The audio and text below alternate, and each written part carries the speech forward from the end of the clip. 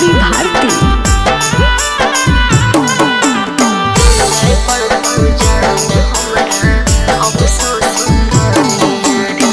सोचल सपनवा हमर जर गेल आग में, हमरा ला रोई है ना हलियो तोर भाग में।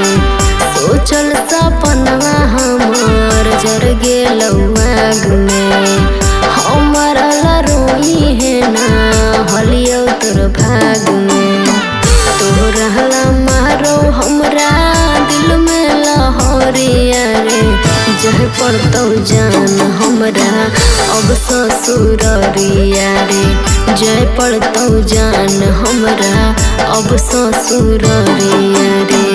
लेके बारात घरवा आई तो सजानवा, मड़वा गड़ाई तो सजतो चौका अंगनवा।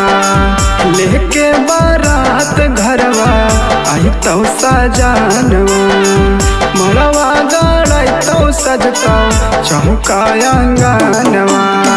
जिंदगी में घोर गजनवा हमरो जहरिया गे, चल जाइने छोड़ के जानू तू तो ससुरारिया गे। चल जाइने छोड़ के जानू तू तो ससुरारिया गे। छोड़ के जानू तू तो ससुरारिया गे।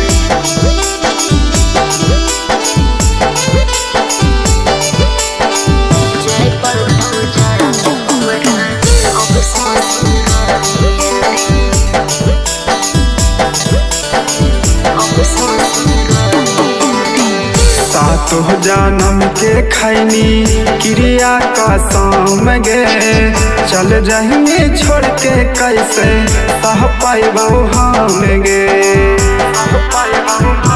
हेरे बुझ मजबूरी हमर हियो मजबूर रे, ससुर से मिले एक दिन अइबौ जरूर रे।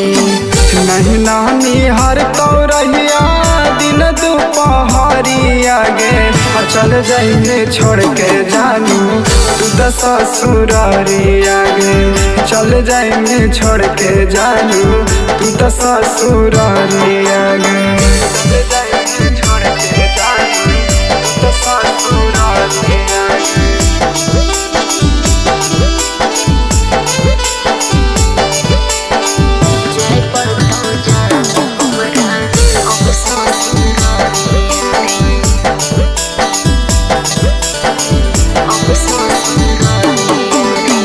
खुश रही हाँ जान जाके पियावा के कोरावा गे, तोहरे याद में गिरतो बिरबलवा के लोरावा गे।